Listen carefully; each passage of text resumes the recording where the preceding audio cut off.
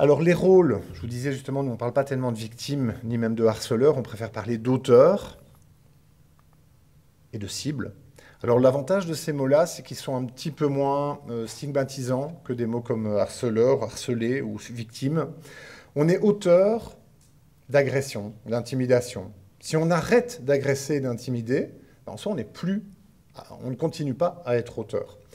Dans le même ordre d'idée, on est cible d'attaque, on est cible d'agression, on est cible d'intimidation. Si le tir cesse, on n'est plus cible de rien du tout.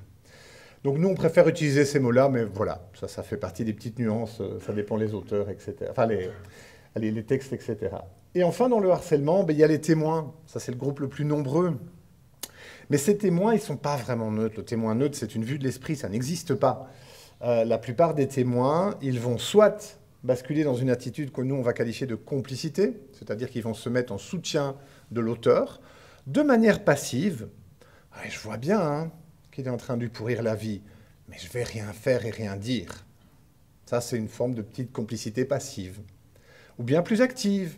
Ah, comment tu l'as bien démonté, comment tu l'as bien cassé, celle-là. Et alors, évidemment, plus on va être complice, plus... Qu'est-ce qui risque de vous arriver au bout d'un moment, selon vous? Les complices, plus ils vont devenir complices, qu'est-ce qui va leur arriver? Ils vont devenir auteurs un jour ou l'autre, parce qu'évidemment, à force de dire « vas-y, tape-le », un jour, moi aussi, je vais taper.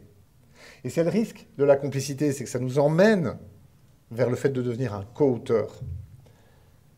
Et alors, de l'autre côté, ce n'est pas les plus nombreux, on a des enfants, des adolescents, qui essayent d'être dans un rôle que nous, on appelle des témoins qui sont en alliance, c'est-à-dire des témoins qui vont essayer de venir en aide, d'une manière ou d'une autre, avec leurs moyens, à celui ou celle qui est la cible de la dynamique de harcèlement.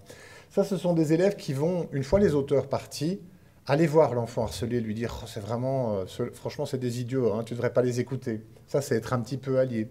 C'est celui déjà beaucoup plus fortement allié qui va aller voir un adulte, que ce soit sa maman à la maison ou son enseignant à l'école, et dire « il se passe quelque chose de pas normal. Je m'inquiète pour tel ou tel élève parce qu'on lui fait ceci, on lui fait cela ».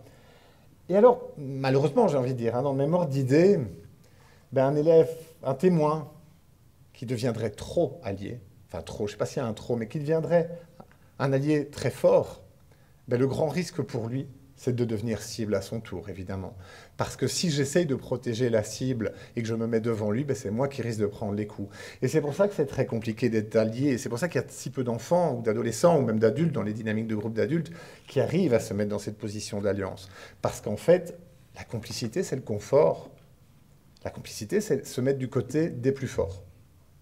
Or, nous sommes tous, on va dire, génétiquement programmés pour nous protéger nous-mêmes, protéger notre propre existence. Et dans une dynamique de harcèlement, la meilleure façon de protéger notre petite existence personnelle, c'est de se mettre du côté des plus forts. C'est pas très héroïque, mais au moins, on se met du côté des plus forts. Et nous, on ne sera pas embêtés. Nous, on ne deviendra pas cible de harcèlement. Se mettre en position d'alliance, ça demande un énorme courage de la part des enfants, parce qu'ils prennent un vrai risque. Zara parlait de cafeteurs, etc. Mais il y a toutes ces questions-là qui sont là derrière. Donc, je vous disais au début, personnellement, je ne dis quasiment plus. Si tu es harcelé, parle-en.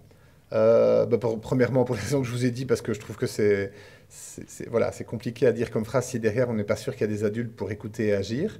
Et alors, deuxièmement, parce que ça pose un autre problème, c'est quand on dit si tu es harcelé, parle-en, on s'adresse finalement uniquement aux cibles.